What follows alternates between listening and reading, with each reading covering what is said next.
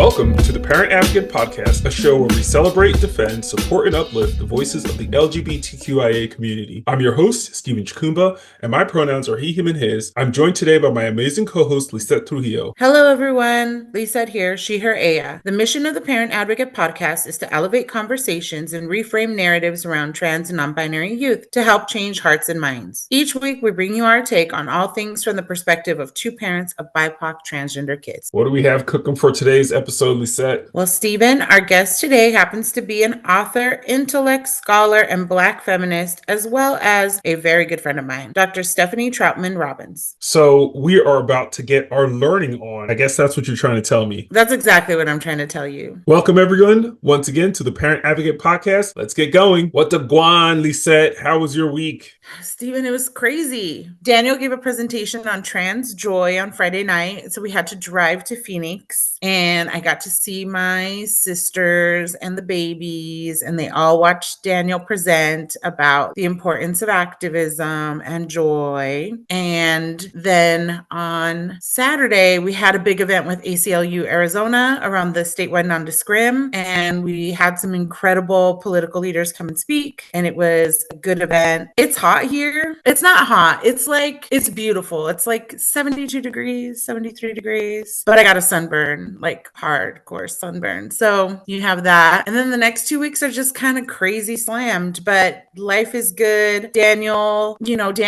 still getting bullied online, which is really frustrating to me. And he still doesn't want me to report it to the school. And he sent a message to the young person who runs this burn account or whatever. And they were like, just ignore it. It's not that big of a deal. And Daniel's like, but it's transphobia. Like, you are posting things that are transphobic. And so this isn't like, I don't like something about someone's style or something. It's bigotry and discrimination. So I don't know. I'm kind of like on the fence about whether to report it to the school or not. Other than that, it's just going. How are you doing? All right, first and foremost, I know I probably shouldn't, but I'm ready to fight some kids. I'm ready to do some dark web sleuthing, find some children, and beat them like I was their parent. Let me just be clear about that. I don't like that at all. And while I appreciate Daniel's desire and agency and independence, I'm finna beat a child. Okay, so let me just put that out there. How am I doing? Like, these storms have been jacking up my house. And so I have to get gutters on my house redone. And these people are trying to charge me all kinds of money that I don't want to spend, but I know I have to because I can't just be having rainwater and all kinds of foolishness messing up the foundation of my house. So got some gutter people coming. That was not fun because, of course, anytime you have contractors over, they always want to talk to you about their lives. And I don't care. Just give me a quote and be gone. But gutter guys coming. On a positive note, there are 16 dads who have confirmed and paid deposits for the dads retreat in June 7th through the 9th this summer. So I'm very excited. Wayne sent an update last week, and it was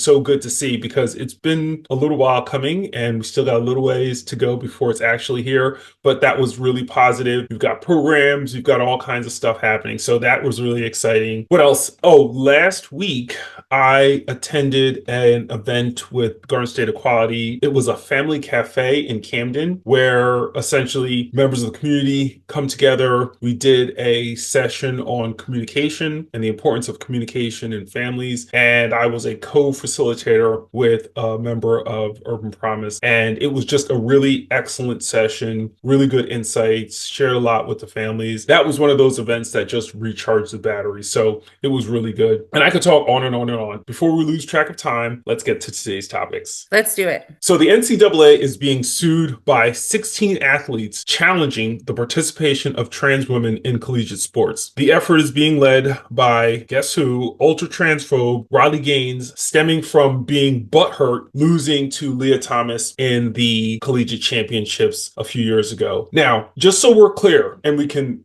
put this into context, 1% of the population participating in women's sports is just a thing too far for transphobes like Riley Gaines and the 15 other plaintiffs that are filing this lawsuit. And it's just embarrassing for them. It really is. And it's annoying that we are even here. I also just feel heartbroken for Leah Thomas and all the other female athletes who have to suffer through this discrimination and have to hear people like Riley Gaines, traveling around the country, testifying about why we need to protect women's sports from the Leah Thomases of the world, just the ways in which they talk about trans women's bodies. And it's just so demoralizing. And so my heart is with Leah Thomas. I can't imagine what it must feel like to have to live through this over and over again. Hear, hear. A Florida man has been charged with a hate crime in the murder of a gay man at a dog park. Gerald Declan Redford has been arrested and charged with the murder of John Walter Lay, who was shot while walking his dog in Tampa, Florida. While initially claiming that he shot Lay in self-defense, Lay's family and friends told police that Redford had been terrorizing Lay for almost 2 years and had recently threatened to kill him before the shooting. This is another one of those incidents where people's animosity towards other people is just taken to ridiculous degrees. What gives you the right to take another person's life because you don't agree with how they're living? If this person is not causing you harm, then you should leave them alone. And the fact that you're such a coward that you're going to claim that the reason you shot this person was in self-defense when you know for a fact it was premeditated just talks about just the absolute lack of humanity and compassion that these people have. It's just disgusting. The killer of Righteous Torrance Chevy Hill was apparently his cousin who he was trying to help out. Last week we reported that Righteous Torrance Chevy Hill was killed and there was no real indication at the time as to who his murderer was. And while there is no consolation for the untimely death of anyone, I did take some solace knowing that their death wasn't a function of their identity, at least not from the perspective of Chevy's family. The family member who killed him is still on the run, and I just hope that the family could find some healing in the midst of this tragedy. I can't imagine how difficult this must feel like for their family to be grieving two of their young people, right? And it's just so heartbreaking. There are no words, truly. The medical examiner's office in Oklahoma issued an autopsy report detailing the cause of death of Next Benedict as suicide. Benedict, a member of the 2S LGBTQ community, died the day after they were physically assaulted in a bathroom in Owasso High School by 3 female students. Community members were asking for a complete investigation of the incident because of the failure of the school to protect Next and other LGBTQ students, and their lack of response to the incident when it occurred. I am just heartbroken that Next was so tormented in life that the only solution that they saw was to take their own life. And I am just so furious with the school district, that high school in particular, for not heeding the signs, for not taking any action, for not even doing the most basic things to investigate and or protect Next and other LGBTQ plus students at that school. Again,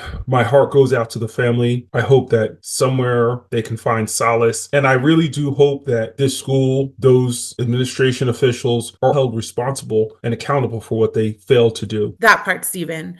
The students who bullied them are all responsible for the fact that Next felt like there was nothing more for them to live for. And so I too hope that they're held accountable. Lisette, once again, we're getting too deep. We've got to get to today's guest, so let's do it. Let's do it. Dr. Stephanie Troutman Robbins is a Black feminist scholar, mother, and first-generation college student. She is the department head of Gender and Women's Studies at the University of Arizona and associate professor of Gender and Women's Studies. Stephanie received a dual PhD in Curriculum and Instruction and Women's Studies from Pennsylvania State University. She is the recipient of the Likens Award, the Student Affairs Faculty Impact Award, the Dr. Maria Teresa Velez Outstanding Mentor Award, and the Graduate Teaching and Mentoring Award. Stephanie currently serves as the Vice President of the National Women's Studies Association. Everyone, please welcome Dr. Stephanie Troutman Robbins to our show. Hi, Stephanie. Welcome to the show. Hi, thanks for having me. It's nice to see you, Lisa. Great to meet you, Stephen. Same here, same here. So we're going to jump right in. Stephanie, you are the head of Gender and Women's Studies at the University of Arizona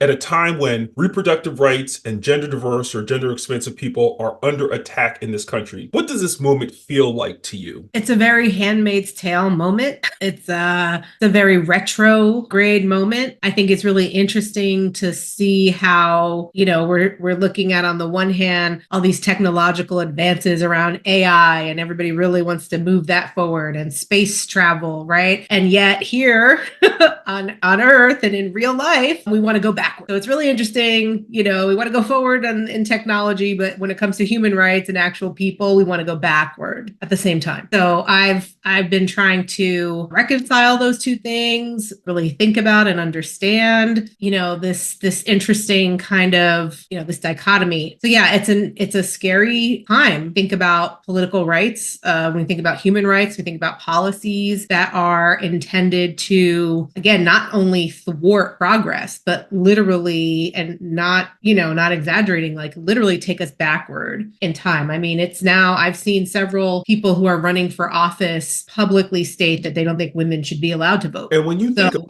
it from the perspective of an academic who's charged with enhancing the minds and critical thinking ability of your student, of supporting the professors and other academics in your departments, where does that climate impact what's happening at the university, or does it at all? Yeah, I would say the climate definitely is impacting, and it's not just my university, right? It's higher ed and academia is really under attack from conservative groups. There's been backlash to critical race theory, to, feminist theory, any kind of critical theory, anything with critical. And so we need to trace back. First, it was social justice language that was the problem. Then it morphed into DEI. We thought people could get on board with it. Diversity, equity, inclusion. Now DEI is bad as well. All this backlash against DEI. And so, we're seeing these shifts. And, it's really interesting. And then it connects to the anti-affirmative action and all the attacks on trans people, like all these things, critical race theory, they're interrelated. I think a lot of people view these as separate struggles. And I think that's one of my responsibilities as a scholar and an educator, is to help people connect those dots, because training in education and training in gender and women's studies very much looks at and assesses the relationships that racism, sexism, anti-trans sentiment, all of those things, how they're interrelated and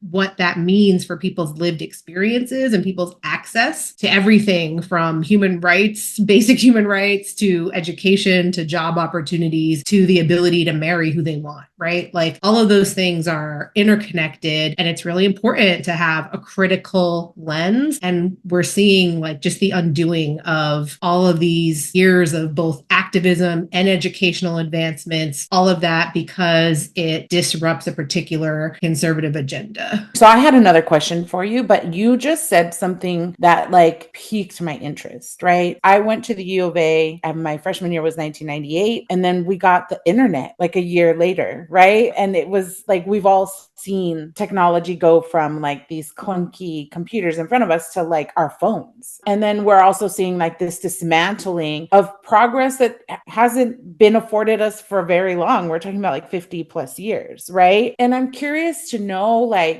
as we're seeing like Christian dominionists come in and say like their viewpoint is absent of science, right? So you have like an anti-science movement, you have a religious right movement that's merging with that anti-science. And you're also seeing like that anti-science bring in what you would think were like fringe liberalists into their anti-science kind of language. And then you're seeing like this uptick in advancement in technology. How is it that the ground was fertile for all of this to happen? And for people, how do they disconnect from like scientific advancement to continue thinking about their world in such a like very small way? Am I making sense? Yeah, I mean, I think what I'm hearing you ask is like, how come the same people who will say that global warming or like climate change, things like that are not real, are the same people or seem to be invested in still like the sort of computer engineering, that kind of side of things, right? Which is also scientific.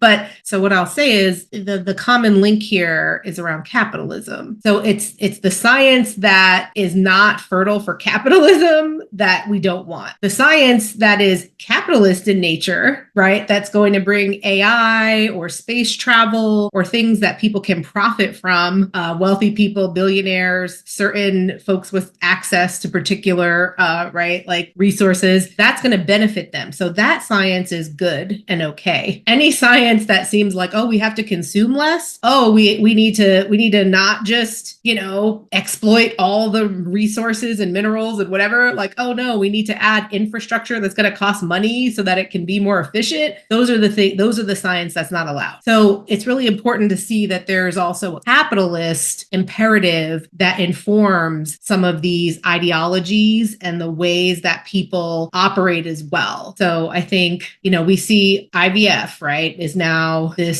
has become this hot button issue. And, I think one of the conversations about IVF, again, this is a reproductive technology. And while it's helped many families, but in the fact that it's helped many families, the thing that people don't want to say, it's helped families that are not conservative, heteronormative, standard families, right? So traditional hetero white families. I believe there once was a time when IVF was not accessible to non-heteronormative white Christian families. And as it became more normalized and as people started to have access through their employer benefits or just other groups of people experience some economic, mobility and were able to access it, those other people who are accessing it, families of color, queer families, etc., right, who had been discriminated against in terms of adoption, shut out of that, they start using IVF and having their own families. And I think that conservatives said, no, IVF was never supposed to be for you all. That was just for us. So now IVF is a problem. I'm always telling Steven how all of my friends are super accomplished. I'm like, I don't know how I made all these incredible friends, but Really you is. are one of them. And I'm just looking at your bio and thinking women do not get enough credit for the lives and families we juggle, right? How do you stay inspired? Because the overwhelm of watching rights being, just stripped away that were just barely gained is so real in this moment. Yeah. So, I think if I'm being honest, I think from a young age, I was actually raised very much in a traditional church-based Christian, Judeo-Christian, setting and tradition. And I will say that while I have, definitely explored other religions and thought through my feelings and my relationship to Christianity, and I don't identify that way, but I do think that that young Stephanie, little Stephanie, was very interested in hope, interested in the possibility of hope, interested in the potential of forgiveness. And so I will say that, I think most opportunities, even terrible ones, you can come away with something from that. And so I think back on my early child rearing, being brought up in that way. And I do think that, at least from my church experience, while there was also some really awful things, there was also, this idea around hope and forgiveness. And I do think that any sort of radical possibilities for community and society have to be rooted in hope and forgiveness and love. And I'm really committed to those things in a non-religious, context, but they kind of started in that place, right? And then evolved for me over time. And so I would just say that that's kind of who I am. And I'm also very optimistic and pragmatic. And, those are traits or qualities that kind of help me rise above. But I do have hopeless moments. And I think about that adage, that I'm not sure who it's attributed to, but it's this idea of, learn to rest and not to quit. And so that's always where, if I'm in despair or I'm spiraling or things are bad, I'm like, okay, well, it's time to rest, but not to quit. I'm committed to making, a better life for people in my community, people in my family, my students, my own kids, right? It's important. And I think education, is the way. Education can be really transformative, which is why it's under attack. The transformative power of education is seen in our social movements. It's seen in other places where we have made progress. So that is the place where the focus is here, right? Let's make teachers public enemy number one. Let's underpay them. Let's push people out. Let's make more, heavily disciplined children of color. Let's do all these things to make school and education a horrible place that's defunded and disrespected so that these ideas can't can't be shared. The people can't learn the truth about our history or about, possibilities for a different kind of future, right? Like, let's take social emotional learning. There was a curriculum moving forward in that direction. People were on board with that. We got to teach kids empathy. We have to do better. No more. Now social emotional is also on the chopping block. Why would we want empathetic, connected human beings when we can just have AI? It's an interesting moment, but I believe in education, and I believe that we have to keep fighting. I'm sorry, you made such a valid point that I just have to ask this next question, because in 2018, I think, you co-authored a book, Narratives of Family Assets, Community Gifts, and Cultural Endowments, Reimagining the Invisible Knapsack. And in 1989, I think, a feminist scholar by the name of Peggy McIntosh wrote an essay entitled White Privilege, Unpacking the Invisible Knapsack, which talked about white privilege and what white people experience every day. And as you were talking about the ways in which they're trying to pull back the things that we've gained or pull back the things that we now have access to, I couldn't help but think, like, when you wrote that book, was this like a homage to Peggy McIntosh's book, or was this you just looking at the landscape and saying, hey, we now have opportunities that heretofore we didn't have, and this is how we can take advantage of them in this, this quest for higher education? Yeah, thanks for that question. So Peggy McIntosh, I will say I've had the privilege of meeting Dr. Peggy a couple of times. And the first time was when I was at Berea College, and we were doing a lot of anti-racist work, and we were bringing white folks like Peggy McIntosh and Tim Wise and others to the campus. And, I'll never forget it, because, Peggy McIntosh she's an elder, and, she comes in there looking like you expect her to bring like a tray of cookies, but no, she was like, everyone here is a racist. So it was a really just profound experience. And this would have been in like 2011 or 12. And so that was my first time meeting Peggy, and I was familiar with her work. So I felt it really an honor to share space with her. I also remember that we had a little academy in Lexington, Kentucky. It's an Afrocentric academy. And they had brought students from that academy to meet Peggy and interact with her. And she did interact with them. And then when she was about to really get into her talk on racism, she asked for them to leave because she didn't want their spirits to be damaged. And it was just such a beautiful but sad gesture of because she was like, listen, I'm here to talk to you, the faculty and the community, about this. And I also want to make sure that we can talk openly, because there's a responsibility, but the responsibility doesn't belong to these children. It's on us, the adults and the educators in the community and older college students who are going to be making a way in the world. We have to do the work for them on their behalf. And so she asked them to leave so she could really be very direct in her messaging. And so that was very inspiring. And then, the book, I think my co-authors and I really did draw on our engagement with Peggy's work and with her idea, using her idea of the knapsack for white privilege. And then what if we reimagine that, and instead of a deficit model of what Black students have or don't have or have to go through when they come into spaces of education and move toward higher ed or professional ed, what are the things that we have? Because this is idea that we come with nothing, or that we come in from starting from behind. And while that's true sometimes because of socioeconomic status or lack of opportunity, racism, etc., we also have things that are assets or that are part of our culture and our communities that we value and that have helped us along the way. And I can't tell you how many times I have been asked to, think about a budget or find creative ways to reason around constraints within these academic spaces that have so much money. But again, how is it allocated? Who has access to those resources? So it's actually been many times that I felt I would say even triggered in thinking about growing up as a free lunch kid with a single mom and things like that, and trying to sort of, one of the reasons that I took this path was to not have to, struggle in a certain way. But at the same time, I'm still using a lot of those resources and things that are from my family and my background to make a way in this other space. And I think the book really wanted to look at, even poor folks folks may have amazing families. Lots of people who are rich in family or rich in community who have people cheering them on. I really think about that film, Akilah and the Bee, and how she like goes on, to this amazing opportunity and everyone back in her hometown. There's like the little montage of everybody being happy for her and rooting for her. And I think we really wanted to say, like, you know what, grit, resilience, these are interesting concepts to think about, how we survive, how we thrive, how we struggle and navigate. But there's also a real wealth of culture and community things and funds of knowledge, right, that exist within us that we bring to the space. So what about talking about that?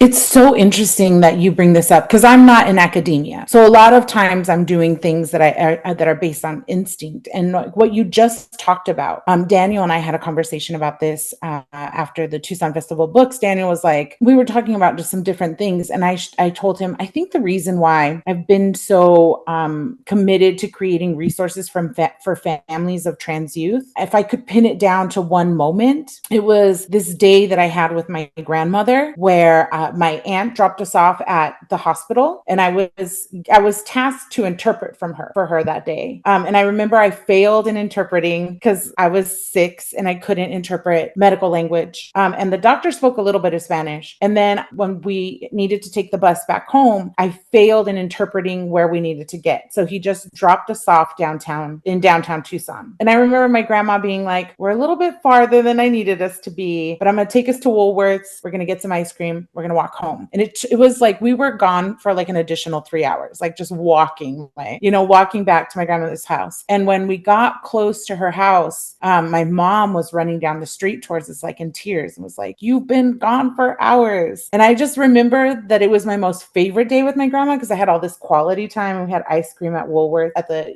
counter, and we walked and talked, and also recognizing that I was inadequate in some way in my language, in carrying and being able to translate for her and to get us where we needed to be. And I was telling Daniel, often the burden of youth in low income or immigrant and or first generation spaces, we're burdened with advocating for ourselves and also burdened with taking adult responsibilities on our own, so that we can advance and get ahead. And I think that there's a better way for us to parent trans kids. There's a better way that we can build models of support for families. So my question to you, because you've triggered this, what do you think are like 3 things that communities of color can bring in as superpowers when it comes to giving our children the resources and the tools that they need? How can we reframe ways in which parents can step in to support their kids, even if they're working within constraints? Yeah, so I think 3 things. I mean, there's a lot of things that we can do, but I think you're right. I mean, we have to do more. We have to do extra. And I think one really important step is to encourage. And I do think that like encouragement is underrated.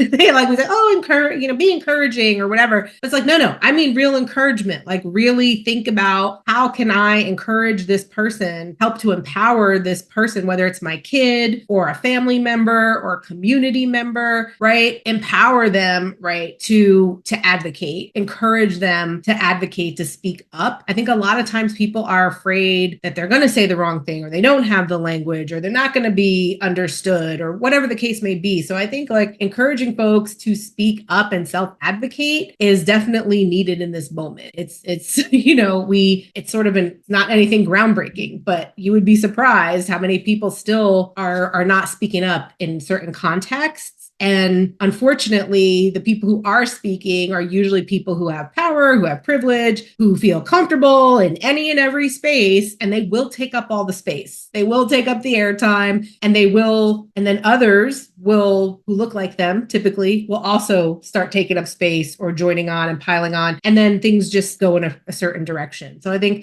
really thinking about how can we encourage folks to speak up, speak out, self-advocate. I think another thing that's really important is like the resources that to utilize resources that we have in terms of back in the day, if you wanted to get educated on it, you had to find a book or you had to take yourself minimally to the library. And depending on where or how, right, you may get to the library and it's not even there. And I remember being a little kid walking around to I grew up in New Jersey, walking to the local library, using the resources that were there. But also I was like the child of the interlibrary loan. My library did not have any of the things that I ever wanted. And so they'd be like, okay, it's like that little black girl again, another interlibrary loan.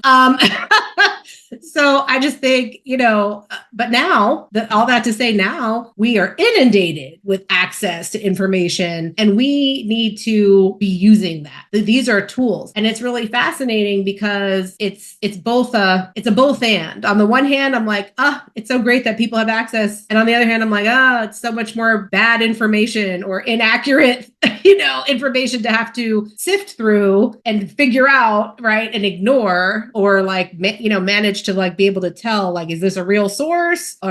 Looking through, like thinking about that there's an algorithm, right, that puts certain things in front of you when you're searching. So it's not just because this popped up and all these people looked at it, doesn't mean that that's the right information about this thing. That means somebody paid, right, to have this thing pop up first in the search engine. So like people don't always have some of that media literacy, which I think is extremely important, which goes back to, again, critical studies, critical media literacy, very important. But at the same time, I'm like, my hope is just that, okay, there are people who kind of grasp some of these concepts. People are having discussions about things that they would never have heard about outside of a gender and women's studies class 10 or 15 or years ago. Like right now, I remember seeing the cover of, and it's, of course, some of the reporting has been problematic, but I remember how surprised I was when I saw the trans youth kind of movement picture, the cover of Time magazine several years back. I was like, wow, this is actually very important. Even if they don't get everything right, this cover about trans youth, that they exist, that they're visible, that there's a public discourse, this is important. And this is something that would never have even been able to happen, 10, 5, maybe even years prior to when it did. And part of that is because of the way information is available. You have to so I think, use the information that we have, for better or worse, right? Like, I guess I prefer people have media literacy and use that, but to decide, right, like what they should and shouldn't consume or how to engage it. But I'm also like, look, exposure, because as long as you're exposed, even if you're wrong, you will say to someone else, well, I saw such and such and such. And hopefully at some point, someone will say, well, that's actually not right. Have you looked at this? And at least there's a conversation, because without a conversation, we're not going anywhere, right? So I do think that even with certain things where I'm like, I have to correct this assumption, or like, no, I wish people would stop looking at this particular website. It's still like we have the access, so like, let's use it. That would be like my second thing, is use the things that you have. I don't know if I have like a third thing that comes to mind right away. I think like these two areas are, to me, are like so important. It's interesting that you mentioned time too, because when our kids were organizing trans prom, when we learned that Time was going to be the news vehicle to launch it, right, and that they were going to drop it as it was happening, I was like, this really legitimizes this political action, because Time magazine has been respected for so long. Yes, it's really important. And I do think that, again, like we're and we know it's working because of the backlash. I think with anything, all the backlash is an indicator that when we organize in a certain way, when we get the visibility, when we have access, when we come together, we are making change. We have been making some progress. It's not enough, not nearly enough, and it takes a long time, but we were making strides. And whenever we're doing that is when the backlash becomes really strong. So I think that, if anything, while it is easy to be disheartened, it's also a reminder. The backlash reminds us that, hey, actually this worked. This other stuff worked. That's why they want to undo it. So let's keep doing that other stuff, right? Even if it's been made harder doesn't mean that, we know it works. So I don't care if something's hard. If I know it works, I'll keep doing it. Beyond reimagining the invisible knapsack, you're also the co-editor of Race in American Television, Voices and Visions That Shaped a Nation, which is a 2-volume encyclopedia which explores representations of people of color in American television. And I raise that because what we are talking about with trans prom and trans people being on the cover of Time magazine and people showing up in places and spaces where they're traditionally not seen is the value of these possibility models. You cannot aspire to that which you don't see. And sometimes just having that first person be in that space is important. When you wrote this book, did you have something like that in mind about making sure that, people in the collective consciousness were aware of the presence and value and contributions of Black people in American television? Yeah. So I definitely think, the Race in American Television book, there's sort of this cultural explosion around representation when platforms start to emerge, right? So we're back at technology now. Because you remember, both of you, I'm not going to out anybody's age, but we all on the screen remember when cable television was the only thing, 46 channels. So just imagine what that means for what's possible, who has access to that. I mean, I was even reading something earlier today about even the Black shows that came out in the 70s and 80s were written by white people, right? These writers' rooms are notoriously endlessly white. So it's just important to think about those dynamics. And so streaming kind of gave us like, whoa, and also just the expansion of pay-per-view television, HBO, Cinemax, all the things. So you have the TV expanding all over the place. You have the 24-hour news cycle, which then led to other 24-hour programming, right?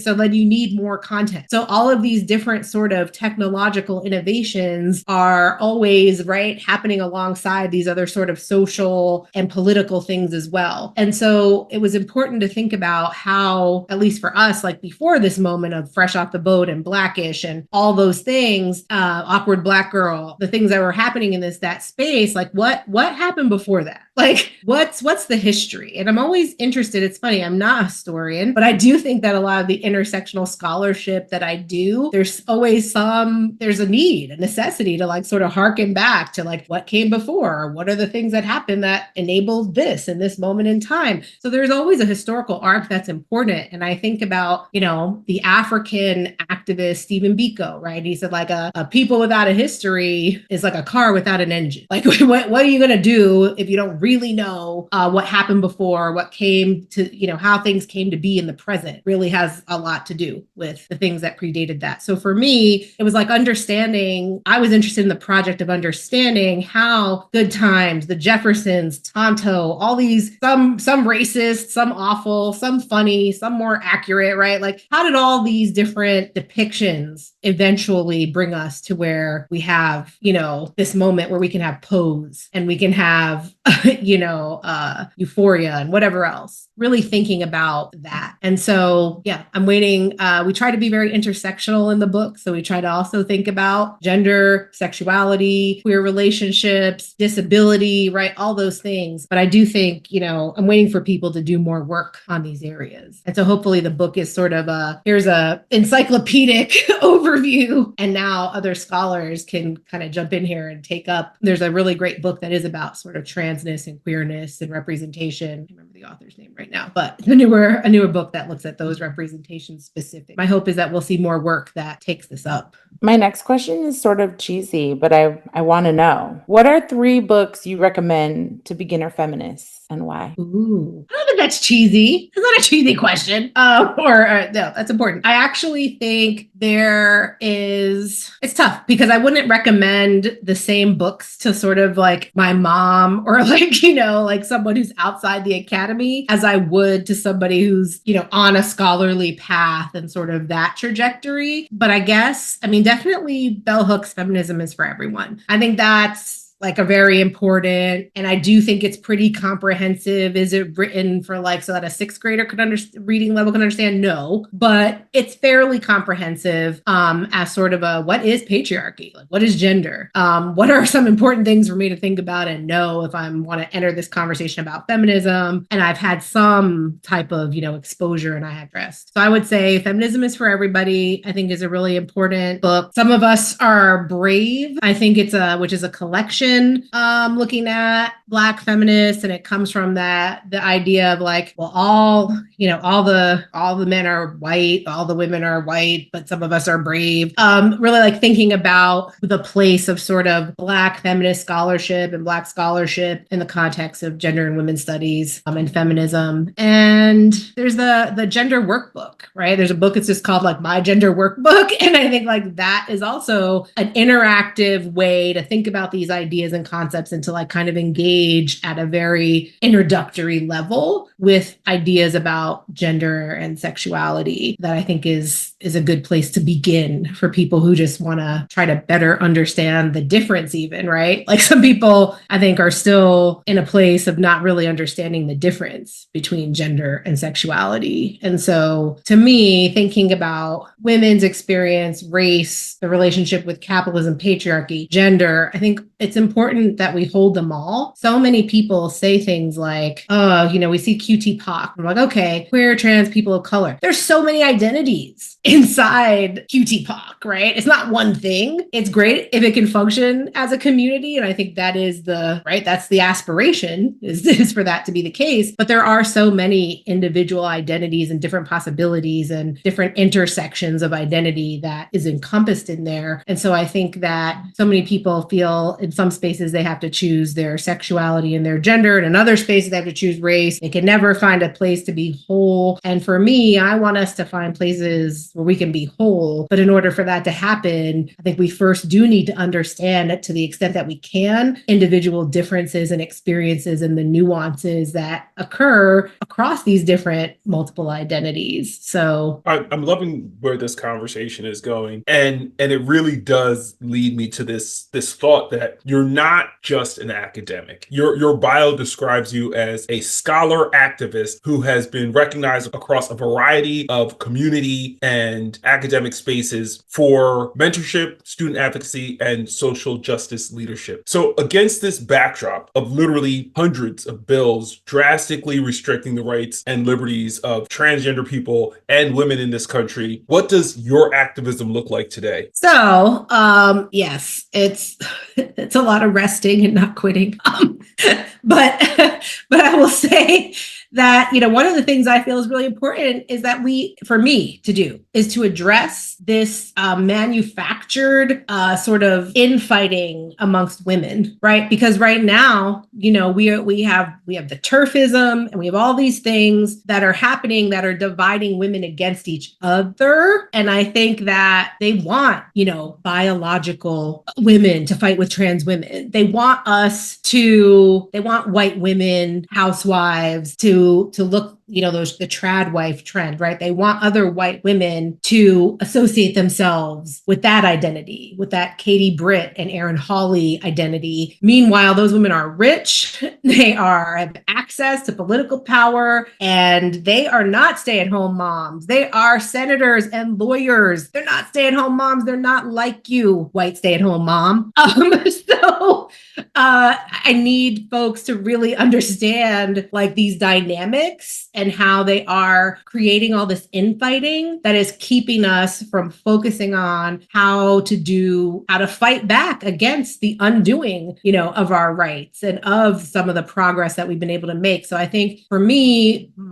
my sort of scholar activism in this moment is really saying to like different women, like, no, you see that why this is a tactic, right? Or you understand how this shouldn't be the thing that we are fighting about. You see how all of us stand to lose if this is where we put our energy and our focus. So it's important to me to be able to have those conversations in a comprehensive way, to be able to bring in research, right? And to be able to help people navigate media literacy so that they can connect some of these dots, because some of it has a lot to do with that part of it, right? Which kind of comes out of my background in education as a literacies educator, like thinking about how are you deploying your literacy? And then there's just the people who have all this access and all this information, and they don't want to change. They still don't want to change, right? So figuring out like, okay, like what is the role, or how can this person, play a role still, or what can we do to, again, not necessarily trying to change people in the sense of who you are as a personality or what's your favorite ice cream or blah, blah, blah. But like, how do you think about community? How do you understand the world? How are you contributing to a future? And really just like helping folks connect the many dots. But it is exhausting. I send a lot of emails. I make a lot of phone calls. I do a lot of care work for other friends who I know are physically showing up in particular kind of spaces, right? I do a lot of checking in and then also just really doing what I can to make sure that the resources, the courses that we offer in gender women's studies are, things that have the potential to impact like young people, giving them information and ideas and theory and knowledge that they can use, to build better communities or to fight back against certain things. So I do think, for me, it's sort of on all fronts, is like the way I show up as an educator, the way I show up as a leader, the way I work with my students, most of whom are people of color or folks who identify as LGBTQ, helping my own kids navigate racism and sexism and things like that. So it's a busy time, but also, it's important. Well, you went into my next question. So I'm going to ask you something different than what we planned. Where do you find joy? I really find joy in movies. So watching movies, if you know me, like, and again, like, yeah, like film is part of my scholarship, but even just watching movies has always been a thing that I love. And I do think that, film is it's a powerful medium. It has, the potential to move people differently, but even just like watching movies, whether I'm watching something really silly or something that's, I watch pretty much everything. And so I find that like, if I'm able to disconnect and watch film, it makes me happy. I go to the movies by myself a lot, which a lot of people do not, but I've been that way since forever. I've enjoyed that sort of time and that engagement. Steven, just a little like for you, but Stephanie's my extroverted friend that makes me go to things. And Stephanie is actually really good friends with Mia Fowler, who was the publicist, who's Lucina's publicist and was with us at South by Southwest for the dads. And so like all of our worlds are colliding, but Stephanie does pull me out and is like, let's go watch some movies, Lizette. Okay.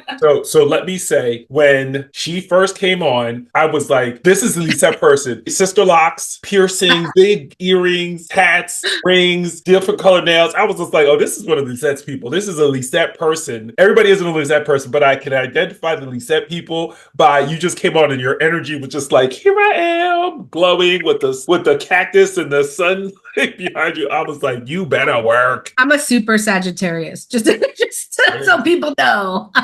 Super Sag all the ways. So, and Daniel's second favorite person, because Stephanie loves Radiohead as much as Daniel loves Radiohead. What? Let me find out. Okay, so I have one question for you that's going to close us out, but I have to ask you, what part of New Jersey? I'm sorry? What part of New Jersey? Oh, I grew up in Bergen County, Lodi, New Jersey. My mom, I have family members from Patterson who were delivered by William Carlos Williams, because a lot of people don't realize that in addition to being a poet, he was a medical doctor. And interestingly, we also have family connections to Walt Whitman. So there's like all these like white poet connections on that side of the family. But yeah, grew up in New Jersey, like very close to New York City. We took the bus all the time into New York City, tons of time in like the Bronx Zoo and Yankee games and all the things, right? Radio City Music Hall, Rockettes, the whole nine. I was born on a military base. Ironically enough, I was born at Fort Dix. My parents were in the Army.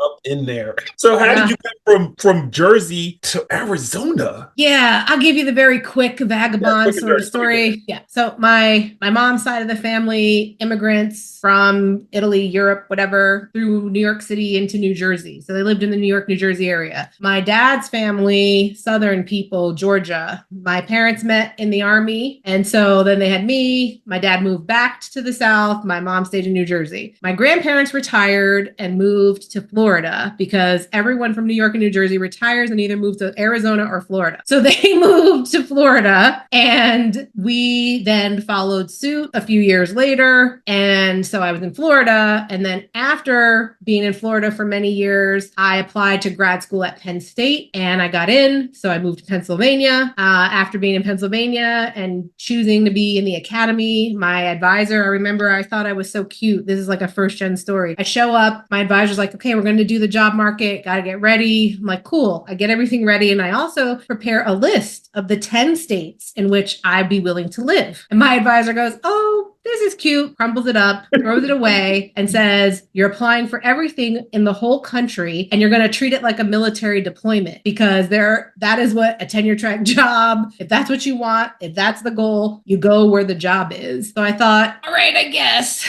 And so I applied for everything, and where I ended up was Kentucky, which was not in the 10 list of 10 places. So I go to Kentucky for my first academic job after grad school, 2 years in Berea, a beautiful time. I got to connect with bell hooks. I got to meet a lot of wonderful people, love the students, really important work there, serving rural Appalachian students, right? And it was great. 2 years there, but it wasn't a permanent gig. So the next job was a permanent gig in North Carolina. No, not the sexy part of North Carolina, Boone, North Carolina, the mountains, isolated, scary, lots of snow, very white, but I had amazing white colleagues in Boone. So I will say that at App State, my white colleagues were like allies. None of them said they were allies because real allies don't say that. They showed up in every way all the time. It was crazy. I was like, wow, I'll never have colleagues like that again. And sadly, I was right. It has not happened since. These are the dedicated white people. And so moving on to University of Arizona because I got recruited here and I thought, well, even though there's not a lot of Black people, there's more diversity in a general sense. There's going to be brown people. There's going to be indigenous folks. Tucson, people think of it as like, oh, it's not a big city. It's a big city compared to Boone, North Carolina. My kids were like a Target,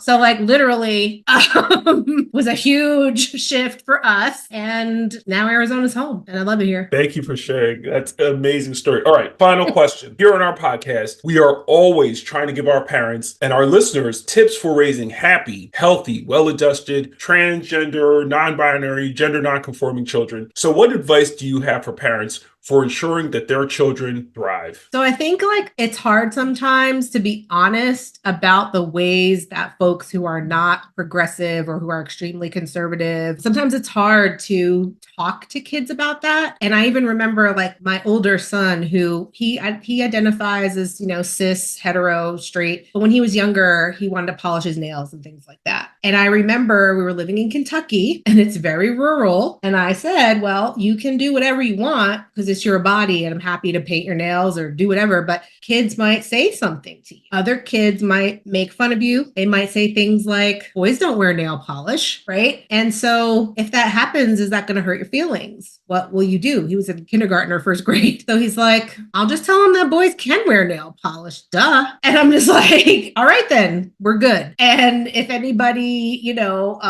maybe if they say those things, but if they might also just push you or they might act like a bully, right? And then what would happen? And then he said, well, then I'll get a grown up. And I said, okay. So I just think having some of those conversations, not in a way that's scary or that's intended to discourage self-exploration and self-discovery, but in ways that are just honest and realistic of what might happen. And it's the same conversation. I have a different version of them with that conversation now when they say, I want to go to this protest. I'm going to show up and protest, for ceasefire in Gaza, or I'm going to show up and protest for Black Lives Matter. And I say, okay, what do we need to think about? Like, what are the things that might be unsafe? What are the things to do if this or that, happens? So really, I think just sort of that honest and strategic conversations that are not intended to like make them back down or not explore these things, but just so that they can be safe and that they can feel, again, encouraged but safe and know that it's they have to become, right? Like we're all in a process of becoming, and so this is part of their becoming. And I think supporting that and being honest, like there might be people there, the police might show up and